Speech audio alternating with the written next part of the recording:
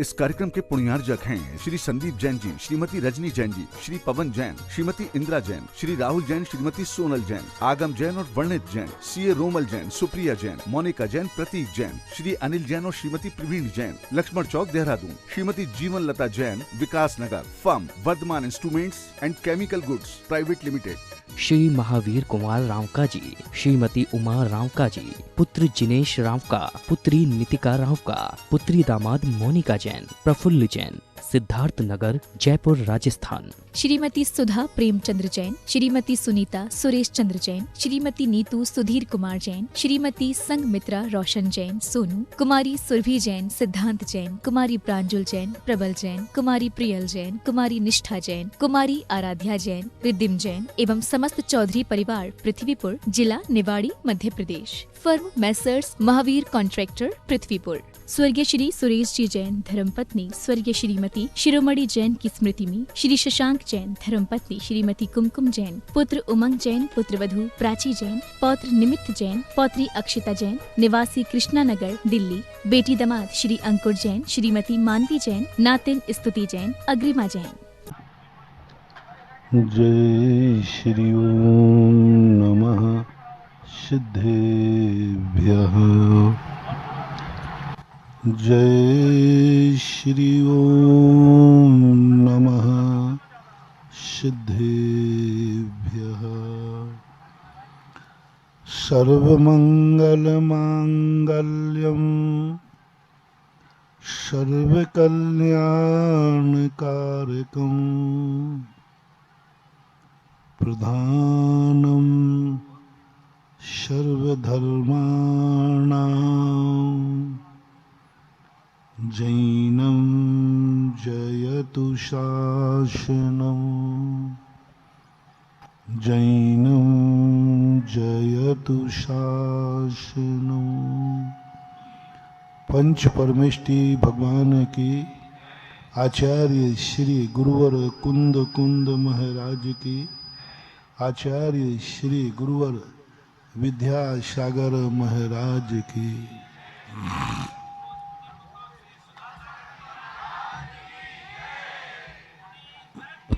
परम पूज्य निर्यापक श्रवण मुनि पुंगव श्री सुधा सागर जी महाराज की, समस्त मुनि संघ की। हम कितने भी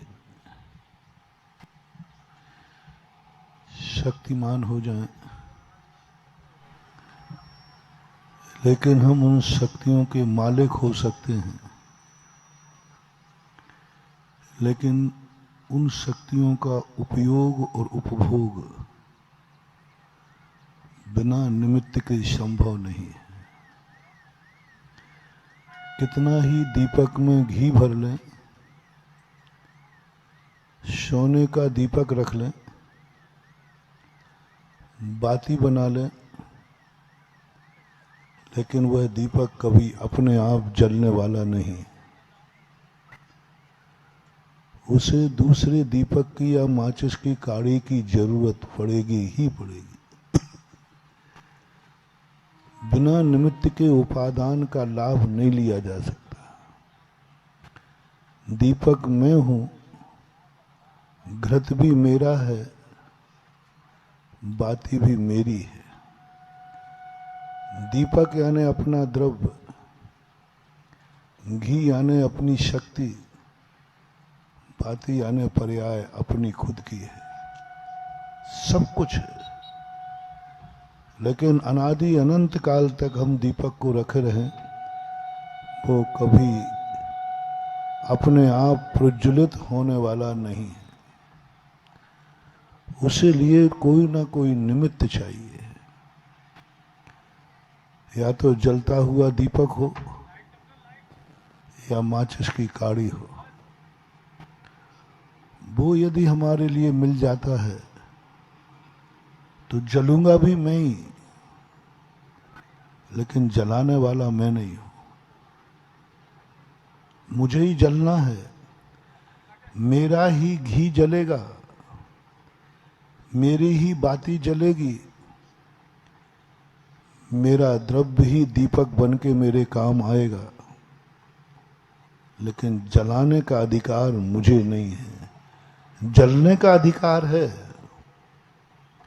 दीपक को जलने का अधिकार है, जलाने का अधिकार तो उसे दूसरे का आलम्बन लेना पड़ेगा। इसी प्रकार जब कोई जीव स्वतः तो यह कभी पापी होता नहीं, स्वतः कभी पुण्यात्मा होता नहीं। जब भी मन पापी होता है कोई ना कोई का आलम्बन लेता है, कोई ना कोई निमित्त बनता है। आँख कभी ना कभी किसी का देखेगी तो किसी को देखेगी तभी वो बुरी होगी। कान किसी के शब्दों को सुनकर के आत्मा को गंदा करते हैं। आज तक अपने आत्मा से अंदर से किसी को बुरा भाव नहीं आया, पाप भाव नहीं आया। किसी ना किसी निमित्त को देखता है तो उसके परिणाम बुरे हो जाते हैं। और ये नियम है, जो जो परिणाम हमारे किसी निमित्त से होते हैं उन परिणामों से बांधा हुआ कर्म धोने के लिए भी हमें कोई ना कोई निमित्त चाहिए। एक व्यक्ति को कांटा लग गया और कांटा तकलीफ दे रहा है और वो कहीं जा रहा था। पूछा कहाँ जा रहे हो? बोले कांटा खोज रहा हूं। तो कांटा तो तेरे पैर के अंदर है, कांटा पैर में लगा हुआ है, कांटा से तकलीफ है, कांटा से दुख है और वह कांटा ढूंढ रहा है। दोनों कांटे एक ही पेड़ के थे, उसी पेड़ का कांटा उसे चुभ रहा है और उसी पेड़ के कांटे को वो चाह रहा है। दोनों कांटों में कितना अंतर है। एक कांटा लगा हुआ है, उसी पेड़ का एक कांटा उस कांटे को निकाल देता है। कांटे एक ही है, एक ही पेड़ पर। एक कांटा चुभता है और एक कांटा उसी डाल का, उसी पेड़ का कांटे को निकाल देता है। दो फूल साथ फूले, किस्मत जुदा जुदा है। एक शीश पे चढ़ा है और एक धूल में पड़ा है। एक साथ फूल। रावण विभीषण एक मां के बेटे थे। एक का श्री राम ने गला उतार दिया और एक को गले लगा लिया। एक को गले लगा लिया और एक का गला उतार दिया। क्या है ये स्थितियां? दोनों सब एक डाली के सब कुछ है। निमित्त भी ऐसे ही होते महानुभाव। सारे निमित्त दुख ही देते हैं? नहीं। कुछ निमित्त ऐसे हैं जो हमें कांटे के समान चुभते हैं, हमें बर्बाद कर देते हैं। और कुछ निमित्त ऐसे हैं उन चुभे हुए कांटों को बाहर निकाल देते हैं। वही निंदा की थी श्रीपाल ने एक मुनिराज की, एक जैन धर्म के धर्मायतन की निंदा की थी। उनको बड़ा बुरा कहा था, उनकी घृणा की थी, बहुत बुरे भाव किए थे। परिणाम कोड़ निकल आया, कांटा लग गया। एक सज्जन और एक धर्मात्मा की। हमेशा तुम किसी की बुराई करो, किसी को गाली दो, तो ये देख लेना चाहिए सामने वाला कौन है। दुर्जन है तो कोई बात नहीं, चोर के यहां चोरी करने में कोई बात नहीं, लेकिन कोई सज्जन के यहां चोरी मत करना। किसी सज्जन साधु पुरुष के प्रति आपका क्रोधादि भाव नहीं लाना, क्योंकि वो सज्जन है। सामने वाला भी आप जैसा है तो फिर कोई बात नहीं। वो भी रागी है, तुम भी रागी हो। वो भी क्रोधी है, तुम भी क्रोधी हो। वो भी मानी है, तुम भी मानी हो। वो भी चोर है, तुम भी चोर हो। वो भी झूठ बोलता है, तुम भी झूठ बोलते हो। इसमें इतना ज्यादा पाप का बंध नहीं मिलता। सबसे बड़ा पाप का बंध होता है जब सामने कोई सज्जन हो और तुम उससे दुर्जनता का व्यवहार करो। सामने वाला तुम्हारा कल्याण चाहता है और तुम उसका विनाश चाहते हो। सामने वाला तुम्हारा हित चाह रहा है, तुम उसका अहित कर रहे हो। ऐसे व्यक्ति के प्रति सावधान। और कोटि भट्ट राजा श्रीवाल ने ऐसे साधु के प्रति बुराई की, ऐसे गुणमान में दोष निकाले। जिसमें दोष होता है, दोष कहने में बाधा उतनी ज्यादा पाप का बंध नहीं है। तुमने निर्दोष को दोषी करार दे दिया। इसमें कोई दोष नहीं है, जिसने वो कार्य किया नहीं है, तुमने उसको दोषी करार दे दिया। अब बर्बाद हो जाओगे। अब कोई कारण नहीं बन सकता। अब तो तुम्हें कर्म भोगना ही पड़ेगा, क्योंकि तुमने निर्दोष को दोषी बनाया है। तुमने एक सफेद कपड़े पर गंदगी फेंकी है, जिसका मन भी पवित्र है, वचन भी पवित्र है, जिसकी आंख, कान, नाक सब कुछ पवित्र है, जिसके जीवन में कभी अपवित्रता है ही नहीं, उसको तुमने गंदा किया। 16 के कपड़े कोई पहने हैं तो अक्सर कर होता है 16 का व्यक्ति बचने का प्रयास करता है, कोई मुझे छू ना ले, दूर रहता है सबसे। ठीक है, अच्छी बात है, लेकिन कोई छू भी लेगा उसको तो क्या फर्क पड़ता है, कपड़े ही तो बदलना है। जो 16 के कपड़े पहने हैं उसको उतनी सावधानी नहीं रखना, उसको अशुद्ध होने पर ज्यादा नुकसान नहीं है। सबसे बड़ा नुकसान है जो अशुद्ध है उसने छू लिया। अशुद्ध कपड़े पहनने वालों से मेरा कहना है तुम्हारी बर्बादी है, क्योंकि तुमने एक शुद्ध को अशुद्ध बनाया है। वो शुद्ध कपड़े पहन के आया था और तुमने छू लिया। अब तुम्हारी बर्बादी है। तुम्हारे लिए ऐसा कर्म का बंध होगा, यानी अशुद्ध आदमी को शुद्ध आदमी से दूर रहना चाहिए। अशुद्ध को, शुद्ध भली तुम्हारे बीच में आ जाए तो आ जाए, उसको ज्यादा नुकसान नहीं है। नुकसान तुम्हें है कि तुमने शुद्ध वाले को छू लिया। अशुद्ध कपड़े वाले सदा शुद्ध कपड़े वालों से दूर रहें। सबसे निधत्त निकाचित कर्म का बंध होता है।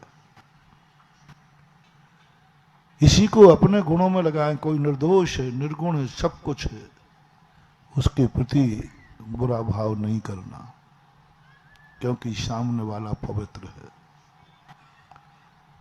सामने वाला इन सब चीजों से दूर है। रावण को पाप का बंध ज्यादा क्यों हुआ? इसलिए कि उसने दूसरे की स्त्री का अपहरण किया था। ऐसे तो ना जाने कितने लोग करते हैं, कितने अपहरण करते हैं। वो पाप नहीं था। सबसे बड़ा पाप था कि उसने निर्दोष को सदोष बनाने का भाव किया, एक सती के सतित्व को नष्ट करने का भाव किया, एक धर्म को धर्म समाप्त करने का भाव किया।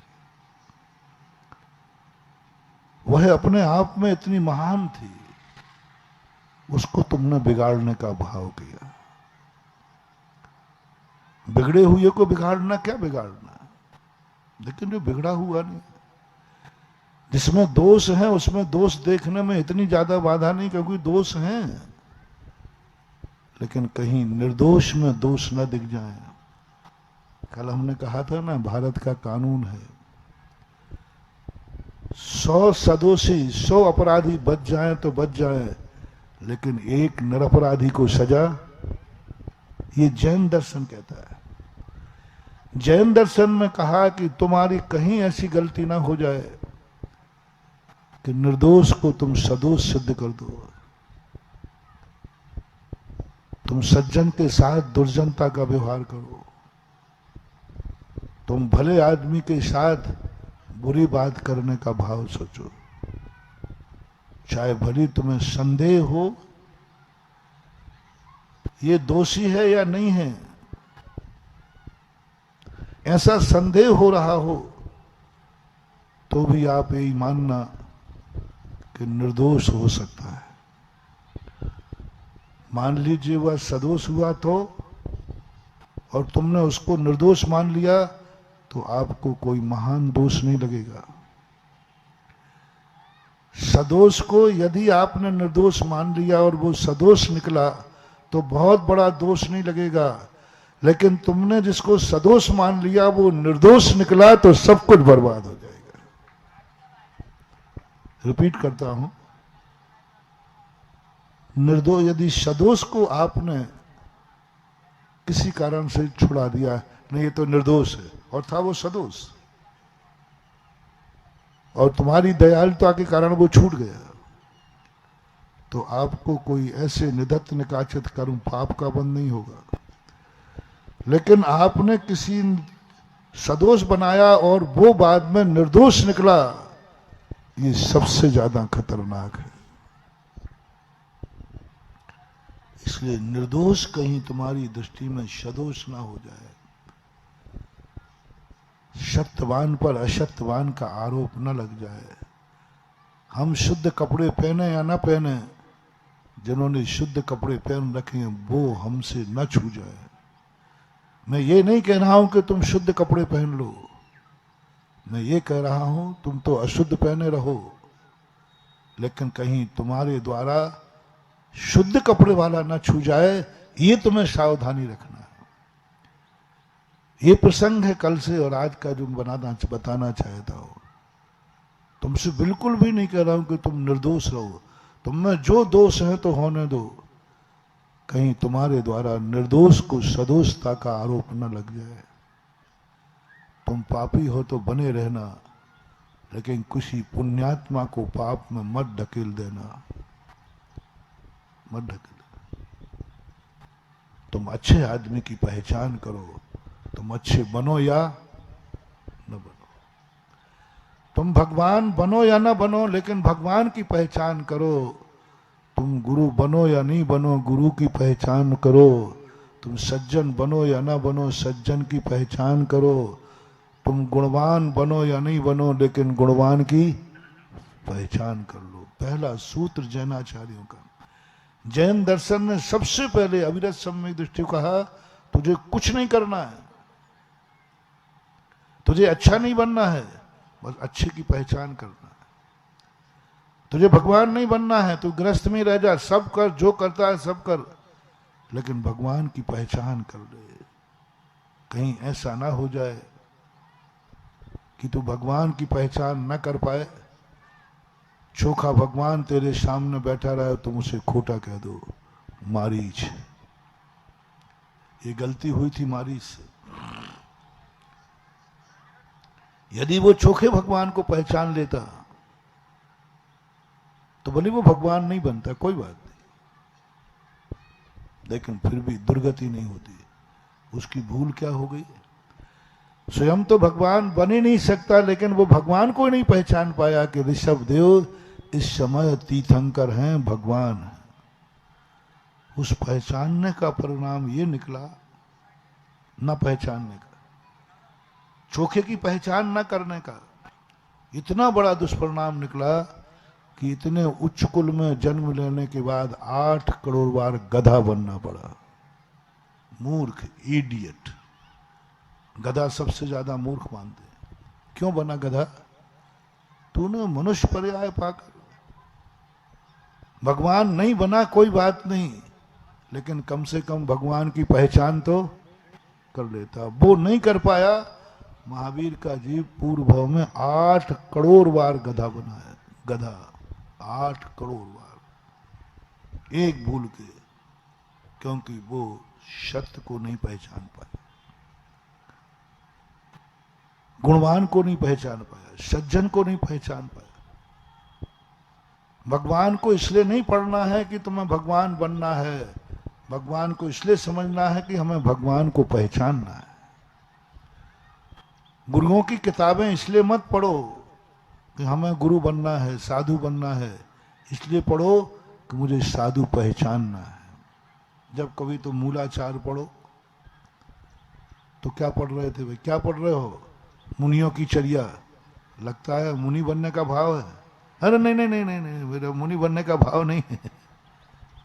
आप सोचना मत मैं नहीं बनूंगा। तो फिर क्यों पढ़ रहे हो? मैं मुनि बनने के लिए नहीं पढ़ रहा हूं, मुनि की पहचान के लिए पढ़ रहा हूं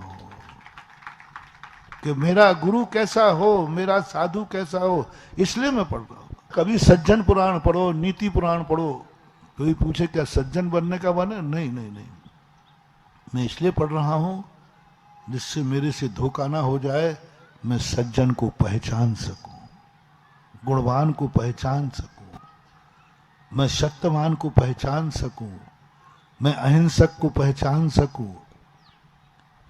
मैं तो बहुत रागी हूं, तो वीतरागी की बात क्यों पढ़ रहे हो? वीतराग की बात क्यों सुन रहे हो?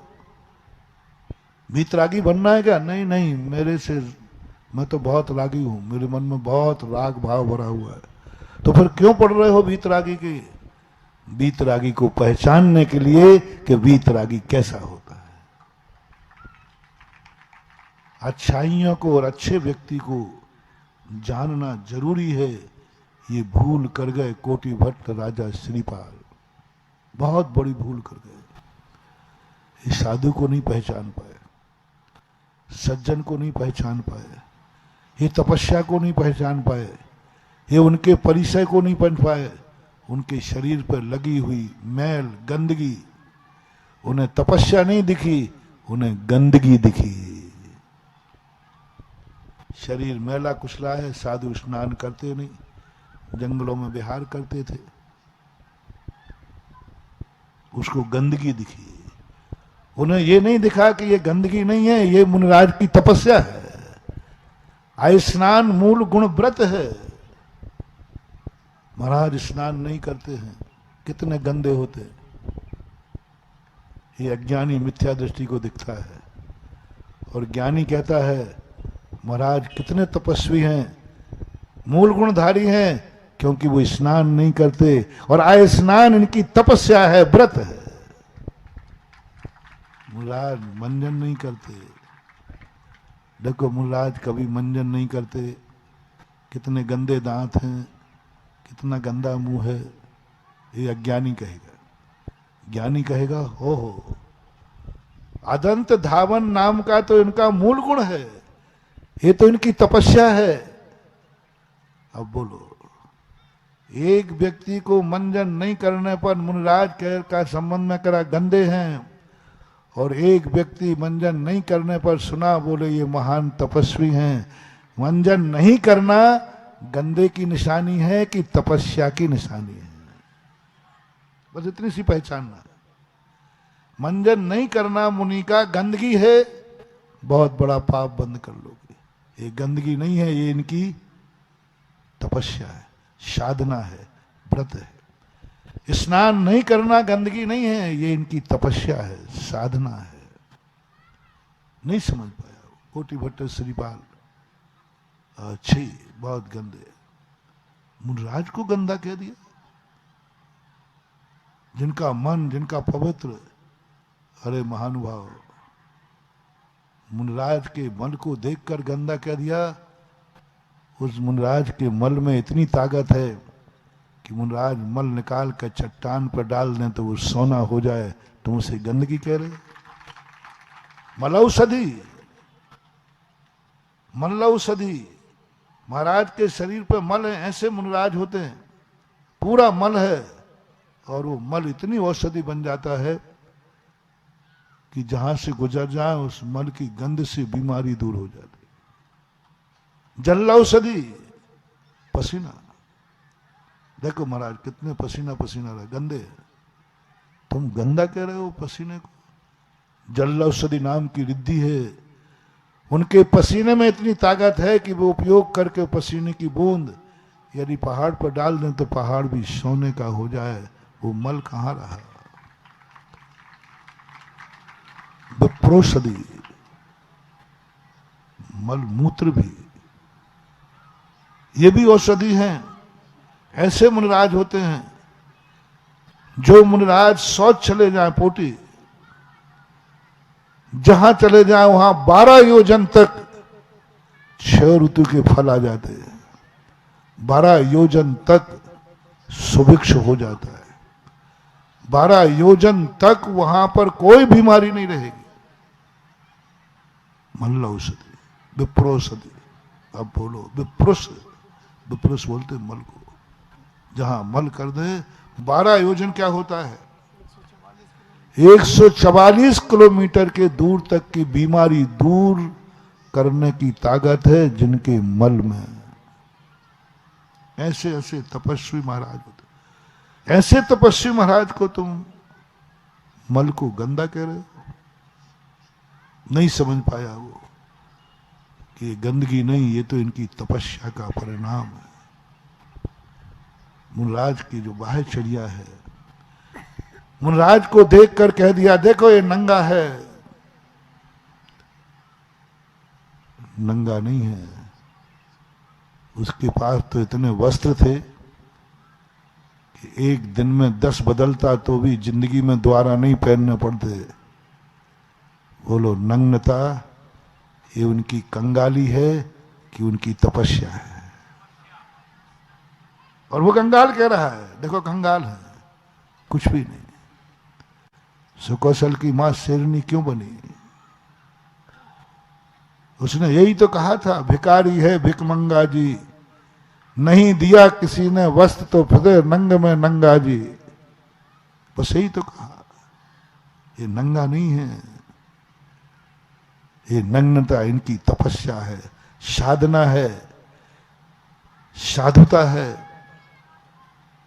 बहुत बड़ी साधुता। भिखारी नहीं है, दोनों नंगे हैं। एक के पास कपड़े हैं नहीं और एक ने कपड़े पहनना छोड़ दिया है, दोनों में अंतर है।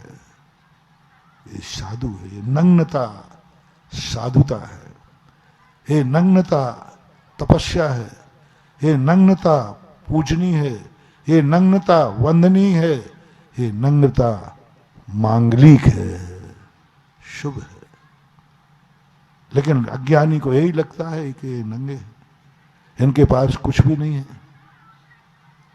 किसी दिगंबर को नग्न का भाव आ जाना तुम्हारे नंगेपन की निशानी है, तुम्हारे भिखारीपन की निशानी। कोई नहीं टाल सकता, क्योंकि तुमने गुणवान में दुर्गुण देख लिए। तुमने तपस्या को भिखारी कह दिया, नग्नता कह दिया। 3 लोग के लिए जो पूजनीय है उसमें आपने भिखारीपन का भाव कह दिया। भाव आ गया। महानुभाव कोटि भट्ट श्रीपाल की इतनी सी भूल थी, नंगा कह दिया, छी गंदा कह दिया। जो जो चर्या सुनाते गए, बोले पैदल चलता है, इतना भिखारी है, पहनने को जूते भी नहीं है, इतना गरीब है। देखो कितना अशुभ है, इतना दरिद्र है। ओह, श्रीपाल ने कहा इतना दरिद्र है ये, जिसको पहनने को टायर की चप्पल भी नहीं। अब बोलो साधु नंगे पैर चलता है, ये उसकी तपस्या है कि दरिद्रता है? बस इतना ही अंतर है। उसने दरिद्रता कह दी, इनकी दरिद्रता है। कैसा शरीर है देखो, पूरा शरीर, एक चिथड़ा नहीं है पहनने को, ये दरिद्रता है। तपस्या को दरिद्रता कह दी। एक बार मैं बिहार कर रहा था, बहुत भयंकर बरसात थी, सामने से और बरसात है। एक ऑटो रिक्शा वाला कहता है, बाबा जी बैठ जाओ, बहुत तूफान है, पीछे बहुत बरसात है, आप नहीं चल पाओगे, हवा बहुत, बैठ जाओ। बैठ जाओ बाबा जी, हम पैसा नहीं लेंगे। वो समझता है कि बाबा जी के पास पैसा नहीं है। बाबा जी आप बैठ जाओ, मैं कोई पैसा नहीं लूंगा, आप जहां कहोगे वहां छोड़ दूंगा। और 1-1.5 किलोमीटर मेरे साथ चला वो ऑटो रिक्शा लेकर, और उसने पैर उतर करके रोक करके आगे खड़ा करके पैर पड़ रही, महाराज जी बाबा जी बहुत तूफान है, ओले बरसात बहुत भयंकर है, कहीं छुपने को जगह नहीं, आप बैठ जाओ हम तुम्हारे ले चलेंगे। अब मैं क्या करूं, हमारे साथ कुछ बच्चे चल रहे, उन्होंने बहुत समझाया, बोले नहीं तुम लोग बैठ जाओ, तुमसे भी पैसा नहीं, मलक बाबा जी को बैठा दो। अब उसे क्या मालूम कि इनके पास गाड़ी नहीं है, इसे पैसा नहीं है इनके पास, नहीं समझ पाते। ये भूल कर दी नंगे पैर देखकर, ये दरिद्र हैं, तन पे कपड़ा नहीं है, ये दरिद्र हैं। क्योंकि सब जानते हैं नंगे पैर कौन रहता है, मजदूर, भिखारी। तन पे कपड़े किनके नहीं होते, गरीबों के। बताओ संसार में एक टाइम कौन खाता है, मजदूर, गरीब लोग जिनको खाने को नहीं है, एक टाइम खाते। हाथ पे कौन खाता है, दरिद्र लोग, गरीब लोग, क्योंकि थाली ही नहीं, जिनके रहने का कोई ठिकाना नहीं, जमीन पे ही लेट जाते हैं। तो जमीनों पे कौन लेटता है, बड़ा आदमी तो गद्दों पे लेटता है, और मुनिराज एक तखत पे लेटे, कोई चद्दर भी नहीं है, जमीन पे भूसैन भी हो जाता है, वहीं लेट जाते हैं। कौन लेटता है, गरीब दरिद्र लोग, जिनके कुछ होता नहीं है, बेचारे। हाथ का तकिया कौन बनाते हैं, तुम लोग थोड़ी बनाओगे, तुम्हारे तो बढ़िया डबल तकिया, टेबल लगा लो तो कोई बड़ी बात नहीं है। हाथ ही जिनकी तकिया है, लकड़ी का फंटा ही जिनका बिस्तर है, ये सब दरिद्रता की निशानी है। साधु की पूरी चर्या बाहर से देखोगे, सब दरिद्रता के लक्षण मिलेंगे, और अज्ञानी जन इनको दरिद्र मान लेता है। ये गलती श्रीपाल ने की थी। और ज्ञानी व्यक्ति बाहर की नहीं देखता, साधु को बाहर से देखोगे गम ही गम नजर आएंगे, जरा अंदर तो झांको सरगम लहराएंगे। बाहर से देखोगे दुख ही दुख है, साधु की पूरी चर्या दुखी दुखी है, एक भी चर्या ऐसी नहीं है जो सुख देने वाली हो, हर चर्या में दुख ही दुख है। जो महावीर ने चर्या बनाई, लेकिन इतने दुख की सारी चर्या होते हुए भी अंदर से आनंद का झरना फूट रहा है। बाहर से किंचित मात्र भी सुख नहीं है, सर्दी गर्मी सब, आहार का भी सुख नहीं, अंतराय आ जाए, केशलंज का सुख नहीं, हाथों से उखाड़ना पड़े, और सब चर्या तुम देखते ही हो, कहीं से भी सुख नहीं है। लेकिन आनंद की जब बात आती है, ये सबसे बड़ा चमत्कार है। बाहर से कोई सुख का साधन नहीं है, फिर भी अंदर आनंद का सागर लहरा रहा है। यही साधु का सबसे बड़ा चमत्कार है, सबसे बड़ा अतिशय। बाहर से कुछ दिखे नहीं, बाहर से कछु दिखे नहीं, अंदर चमके वाके नूर, हम तो उन्हीं चरणों के दास हैं। क्या 90 साल के पहले की घटना है ये? उसके बाद कोई लाल बरुआ सागर में हुआ जो ये कहते विद्यालय चलना चाहिए, जो भी धन लगेगा, जो भी खर्चा होगा मैं करूंगा। ये मत समझना कि राम स्वरूप जैसे आज धन्ना सेठ नहीं है, राम स्वरूप से कई गुने लोग आज हैं यहाँ बरुआ सागर में, कर सकते हैं। ये विद्यालय का खर्चा एक परिवार भी, बरुआ सागर का एक परिवार भी इसका खर्चा पूरा उठा सकते हैं। कोई इतनी हुंडी खर्चा नहीं होती। 25 छात्रों को 2 टाइम की रोटी, 25 छात्रों को रहने के लिए 10 कमरे, इसके लायक बरुआ सागर में कोई नहीं। 25 बच्चों को 2 टाइम की रोटी देना है। कितना सस्ता है इंसान को बचाना, कितना सस्ता है जैनी को बचाना, कितना सस्ता है जैनी के जीवन को संस्कारित करना। 2 टाइम की रोटी और एक कमरे में 2 टाइम की रोटी, 10 कमरों में 25 लोगों की जिंदगी बच सकती है। 25 लोग जैनी बन सकते हैं, 25 लोग जैन शाकाहार ग्रहण कर सकते हैं, 25 पर लोग एक साथ, मात्र 2 टाइम की रोटी कितनी सस्ती है। आज एक नहीं 10 घर ऐसे हैं जो छात्रावास को स्वयं बना करके चला सकते हैं, पर राम स्वरूप आज तक कोई पैदा नहीं हुआ। वो राम स्वरूप और गणेश प्रसाद बर्णी ने इस आश्वासन पर लेकर के किया, अन्यथा ये बनता नहीं। आज कोई 8 दिन हो गए, कोई माई का लाल खड़ा नहीं हुआ कि महाराज क्या चिंता कर रहे हैं आप, बोलते बोलते गर्मी है, थक गए हो, एक टाइम खाते पीते हो, किसी को मेरे गले पे दया नहीं आ रही। कोई दयालु नहीं कि महाराज आप चिंता मत करो, आपने जो बीड़ा उठाया है वो बन के रहेगा, मैं घोषणा करता हूं यह कार्य होगा। दुनिया जो जितना देवे तो देवे, नहीं देवे तो मैं करूंगा। दुनिया जो देवे तो देवे, लेकिन छात्रावास चलेगा, विद्यालय बनेगा।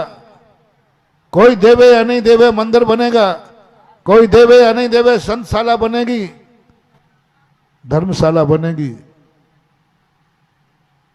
5 लोग भी इस बरुआ सागर में से कोई राम स्वरूप बन के खड़ा नहीं हुआ। और हैं कितने लोग? 10 लोग हैं ऐसे।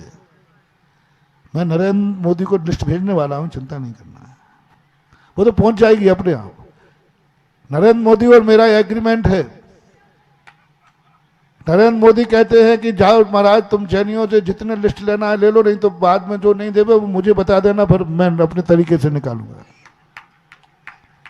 इसलिए पहले मैं आ गया, नरेंद्र मोदी इसके बाद आएगा। और वो निकालेगा बेटा, तो वो कैसे निकालता है? जिसकी रसीद भी नहीं मिलती, और जेल और मिलता है, पेशियां और होती हैं, और अभी निकाल दोगे तो सम्मान होता है, मान होता है। कर्म जब निकालता है तो चमड़ी उधेड़ के निकालता है, और धर्म जब देता है तो खजाने भरकर लौटा के देता है। आज धर्म की आवाज है, आज गुरु की आवाज है, कल यही आवाज कर्म लगाएगा। जो धर्म से नहीं सुधरते हैं, बहुत बार मैं कहता हूं कि मैं इतना बोलता हूं ये मान ही रहे। मजिस्ट्रेट कहता मैं इतना पूछ चुका हूं भाई तूने अपराध किया कि नहीं किया, किया कि नहीं, वो कह ही नहीं रहा। पुलिस कहती है साहब ये बरुआ सागर के लोग हैं, ये आपसे नहीं कबूलेंगे, आप इनको रिमांडर पे दे दो। वही व्यक्ति मजिस्ट्रेट पूछ पूछ के थक गया, हाँ नहीं किया, और 8 दिन की पुलिस की रिमांडर पर गया। कैसे? किसने खाई है पुलिस की रिमांडर की मार? मत उठाओ, हाँ पूछ नहीं रहा हूं, मालूम तो है ही ना।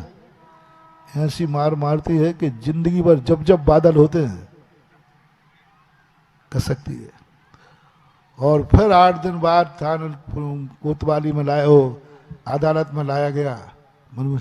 पौल किया है कि नहीं? हाँ साहब किया है। अब बोलते नहीं बन रहा पट्टा। अरे भाई तू पहले ही दिन बोल देता तो कम से कम पुलिस की मार से तो बच जाता। यहां भी 2 हैं, धर्म और कर्म। धर्म का मजिस्ट्रेट मैं बन के बैठा हूं, पूछ रहा हूं, कह रहा हूं, आ जाओ बेटा, दे दो, बना दो, बना दो, बना दो बेटा, बना दो, बना दो, कुछ ना कुछ बना दो। ऐसा नहीं कर रहा है। कोई भी पूछेगा, हाथ देख रहे हो ना? और ये सब देख रहा है कर्म। पुलिस देख रही है कि मजिस्ट्रेट कितना इससे प्यार से पूछ रहा है, कितने अच्छे ढंग से समझा रहा है, कोई बात नहीं, अपराध किया है तो स्वीकार कर लो, हम थोड़ा से पर ये तो हाँ कहने को तैयार नहीं। फिर पुलिस कहती है इसको मेरे हाथ में सौंपो तो मैं बताता हूं। आज सारे कर्मों के सैटेलाइट बरुआ सागर पर लगे हैं कि देखते हैं कौन कौन महाराज की बातों में आता है, कौन कौन महाराज के सामने स्वीकार करता है, कौन कौन समर्पण होता है। जो नहीं समर्पण है, कर्म कहता बाबा जी आप हटो, फिर मैं निपटाता हूं, मैं निपटाता हूं फिर इनको। और कर्म जब निपटाएगा महानुभाव, ऐसा निपटाएगा कि दूध के पैसा भी नहीं छोड़ता है। चोर और छापा वाले ये दोनों ही, सरकार और चोर क्या करती है, दूध के पैसे भी, कई छापा वालों को देखा और ये सब ले गया, दूध के पैसे भी नहीं छोड़, तो दूध के पैसे भी नहीं छोड़ पाओगे। कर्म रिमांडर पे लेगा, कर्म लेगा। ओम जय बाप देवा। महाराज आप देख लीजिए जैसा बना है वैसा ही है कि नहीं? हाँ बराबर वैसे ही है, ज्यों का तो है, बस खिड़की गल गई है, ऊपर से छत छू रही है। तो महाराज वो तो अब बोरे में जो है तो हमने तो खोल के देखा नहीं, हमने तो खोल के देखा नहीं। कितने लोग होंगे जो बरुआ सागर के कहो यहाँ आते भी नहीं होंगे, आए भी नहीं होंगे। एक तो कहता महाराज जी छत पे मैं पहली बार ही आया, परसों की बात है, मैं गया ऊपर, कहीं महाराज जी मैं तो पहली बार ही आया इस पे। मैंने रहते कहाँ हो? बोले महाराज हूं तो मैं बरुआ सागर। आज महानुभाव दूसरे नंबर का बेटा जो बरुआ सागर बना है, आज तक बना है। अब मेरी भावना यह है कि जहां मैं पहुंच जाऊं वहां हर भक्त मेरा तीसरे नंबर का बेटा बने, उसको गेहूं को बोदे हुए, उस गेहूं को ऐसा करे कि जो राम स्वरूप ने सौंपा है उससे कई गुना बनाएंगे, कई गुना बनाएंगे। उन्होंने एक छात्रावास बनाया था, एक विद्यालय बनाया था, हम छात्रावास भी बनाएंगे, विद्यालय भी बनाएंगे, साथ में इसको तीर्थ भी बनाएंगे,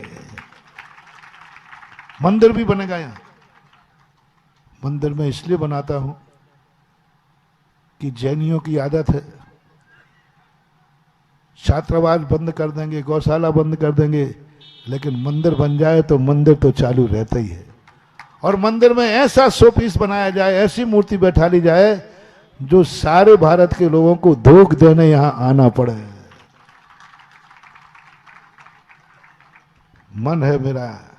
कल ही मैंने एनर्जी, ये पहले भाव नहीं था, इसके आने के पहले भी भाव नहीं थे थोड़े। इन्होंने कहा था चैत्यालय रखा यहां लाया, तो मैंने कहाँ रखेंगे, क्या है, कुछ तो नहीं है। लेकिन कल जब आके, कल ही आए थे ना, कल जब यहाँ आके बैठे तो इस भूमि ने कहा बाबा जी मेरी ताकत जान ली। तब मैंने जान लिया कि इस भूमि में तीर्थ बनने की योग्यता है। ये है चौथे तीसरे नंबर का बेटा। इसी स्थान को जो एक विद्यालय मात्र था, विद्यालय तो रह गई, वंश तो रह गई, उसके साथ 20 गुना बढ़ेगा।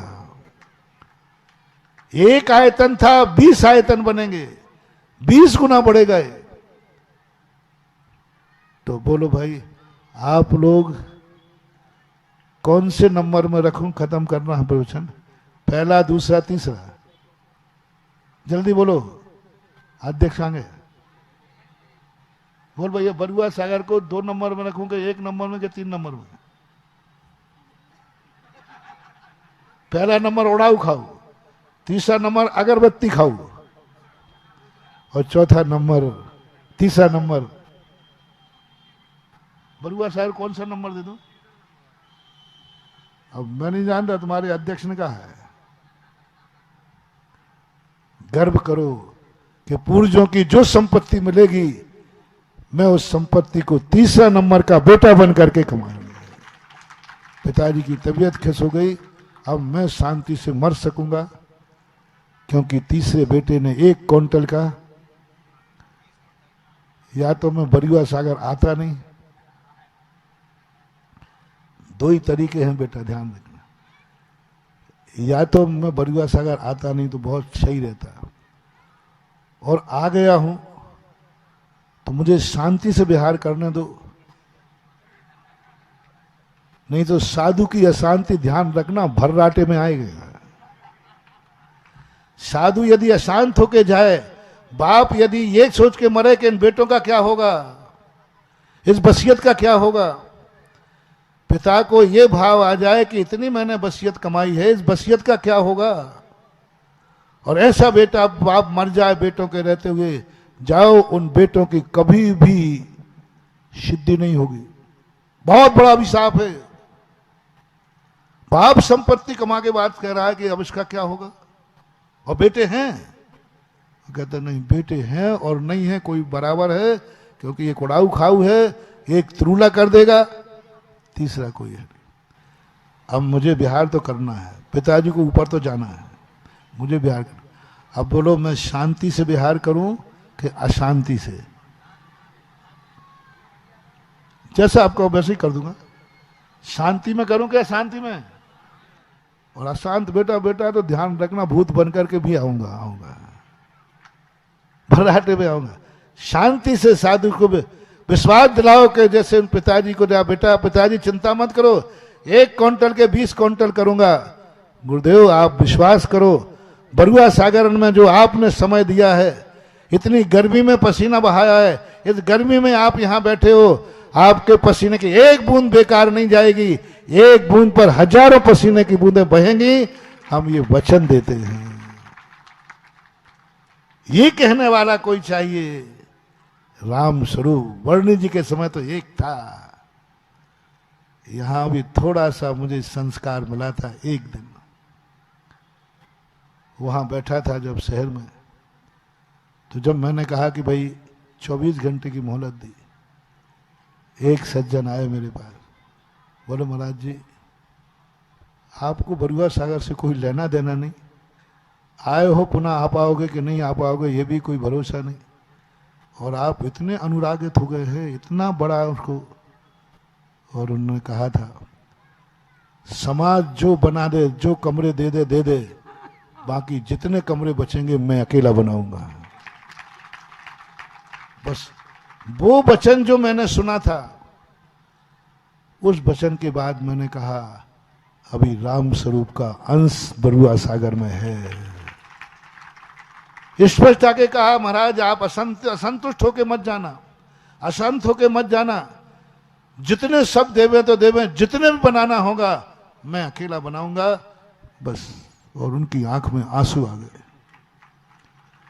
बस वो आंसू और वो समर्पण ने ही मुझे यहाँ पुनः आने के लिए और सिद्ध चक्र मंडल विधान के लिए भाव बना दिया, नहीं तो मैं नहीं बनाता।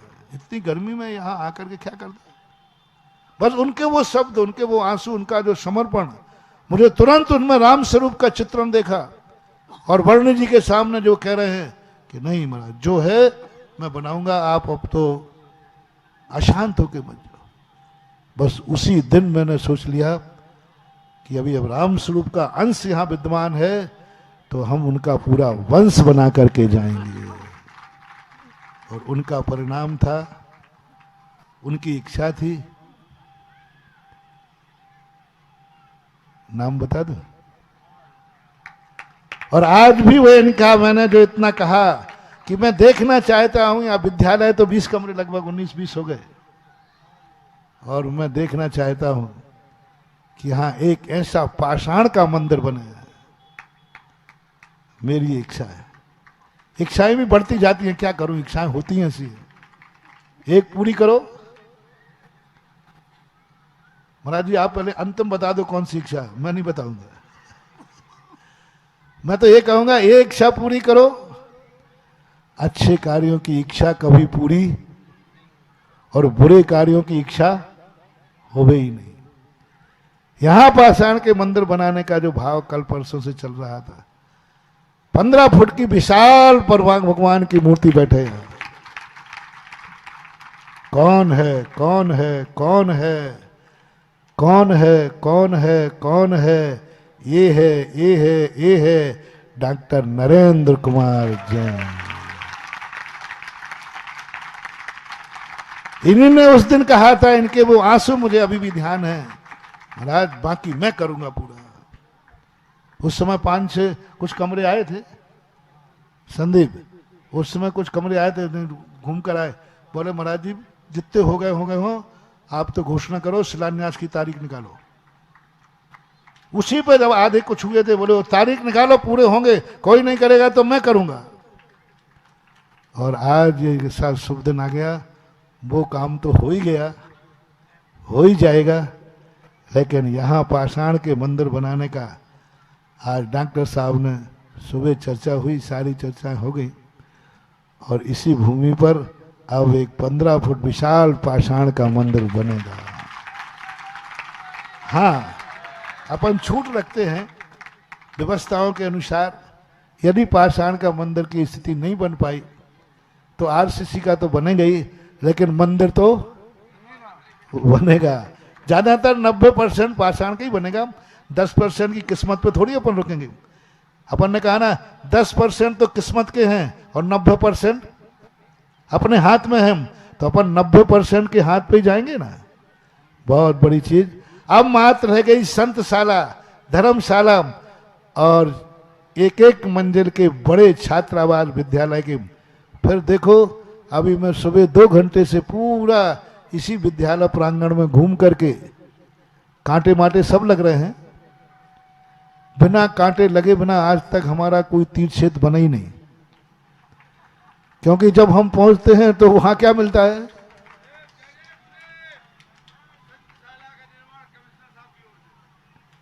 संतशाला का निर्माण।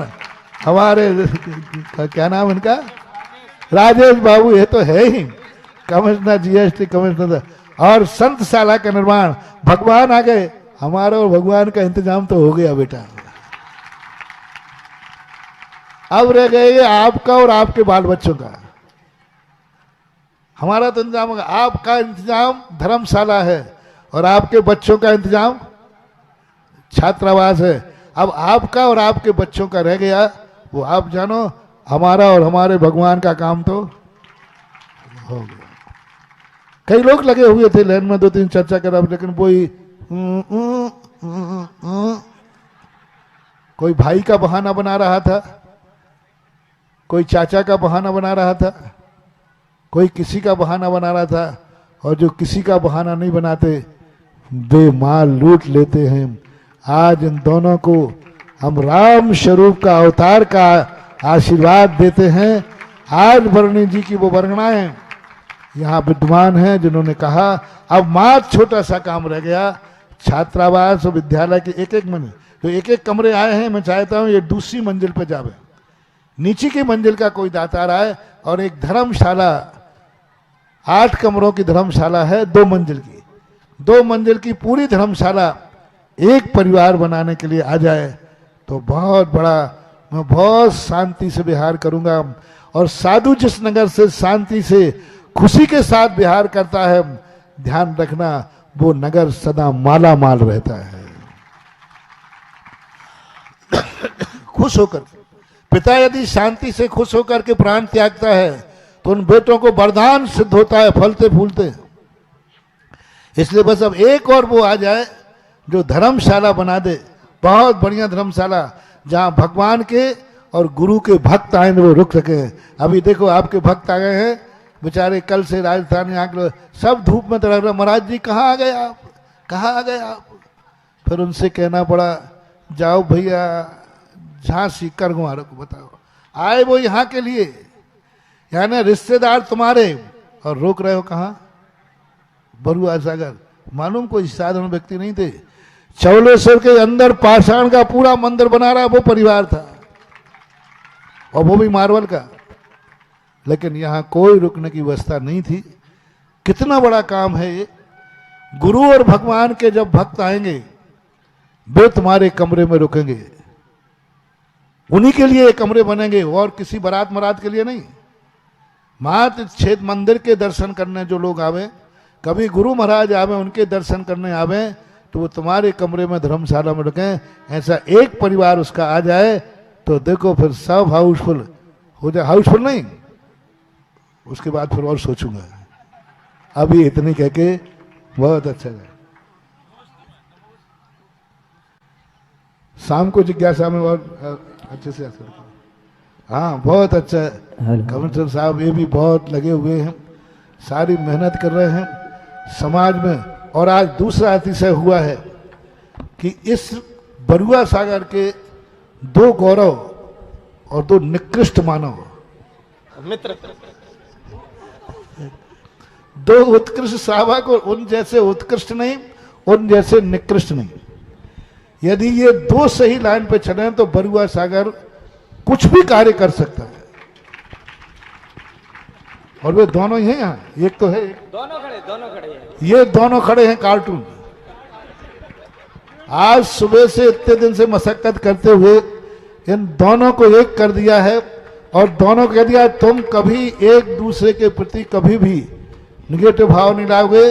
और इस विद्यालय को पूरी रक्षा करते हुए इस विद्यालय को जो दोनों 2 श्रीफल ले लो एक साथ, दोनों ले लो। अब तो पूरे बरुआ सागर की तालियां बजते रहना चाहिए। और इन दोनों ने कमर कस ली है। हम जब तक आपका आशीर्वाद मिलता रहेगा हम दोनों एक रहेंगे, एक साथ कार्य करेंगे। थोड़ी बहुत खटपट होगी तो FIR मेरे यहाँ दर्ज होगी। महाराज जी पक्के मित्र हैं। और दोनों में खटपट होगी तो एक मौन रहेगा, एक बोलेगा तो दूसरा मौन रहेगा। दोनों एक साथ नहीं बोलेंगे, एक बोलेगा तो एक मौन रहेगा। और फिर भी कोई बात है, पर मैंने इन दोनों की क्षमता जान ली। बहुत अच्छे दोनों कर्मठ हैं, बहुत लगनशील हैं, सामाजिक राजनीतिक और गुरु भक्त। तो वो तुम बोल दो ना, है ही, उसमें क्या धराई। बहुत अच्छा काम हुआ। अब अपन कमेटी की भी व्यवस्था बना रहे हैं, बहुत अच्छी कमेटी बनेगी महानुभाव, चिंता मत करना। मेरे आशीर्वाद से जो दान दोगे मैं ये वायदा करता हूं तुम्हारे 1 पैसे का भी दुरुपयोग नहीं होगा। यही विशेषता है, इसलिए भारत के लोग दान बोलते हैं। और लोग भी जाते, पंडित लोग भी जाते, कुछ नहीं होता, क्योंकि उनको मालूम है कि उसका उपयोग। अब लोग यही कहते महाराज जी आपके बोलने पर लोग कैसे दान देते। मात्र एक विश्वास है कि महाराज ने यदि आवाज उठाई है तो ये कार्य फैल नहीं होगा और कभी पैसे का दुरुपयोग नहीं होगा। यहां भी तुम्हारे 1 पैसे का दुरुपयोग नहीं होगा, सबका सदुपयोग होगा। तुम और तुम्हारी आने वाली पीढ़ी गर्व करेगी, गर्व। महावीर भगवान की। इस कार्यक्रम के पुण्याजक थे श्री संदीप जैन जी, श्रीमती रजनी जैन जी, श्री पवन जैन, श्रीमती इंदिरा जैन, श्री राहुल जैन, श्रीमती सोनल जैन, आगम जैन और वर्णित जैन, सीए रोमल जैन, सुप्रिया जैन, मोनिका जैन, प्रतीक जैन, श्री अनिल जैन और Shrimati Praveen Jain, Laxman Chowk Dehradun, Shrimati Jeevan Lata Jain, Vikas Nagar, firm Vardhman instruments and chemical goods private limited, Shri Mahavir Kumar Rawka ji, Shrimati Uma Rawka ji, पुत्र जिनेश रावका, पुत्री नितिका रावका, पुत्री दामाद मोनिका जैन, प्रफुल्ल जैन, सिद्धार्थ नगर, जयपुर, राजस्थान। श्रीमती सुधा प्रेमचंद्र जैन, श्रीमती सुनीता सुरेश चंद्र जैन, श्रीमती नीतू सुधीर कुमार जैन, श्रीमती संगमित्रा रोशन जैन सोनू, कुमारी सुरभि जैन, सिद्धांत जैन, कुमारी प्रांजुल जैन, प्रबल जैन, कुमारी प्रियल जैन, कुमारी निष्ठा जैन, कुमारी आराध्या जैन, रिद्धिम जैन एवं समस्त चौधरी परिवार, पृथ्वीपुर, जिला Niwari, Madhya Pradesh. Firm messrs Mahavir contractor, Prithvipur. स्वर्गीय श्री सुरेश जी जैन धर्मपत्नी स्वर्गीय श्रीमती शिरोमणि जैन की स्मृति में श्री शशांक जैन धर्मपत्नी श्रीमती कुमकुम जैन, पुत्र उमंग जैन, पुत्रवधू प्राची जैन, पौत्र निमित्त जैन, पौत्री अक्षिता जैन, निवासी कृष्णा नगर, दिल्ली, बेटी दामाद श्री अंकुर जैन, श्रीमती मानवी जैन, नातिन स्तुति जैन, अग्रिमा जैन।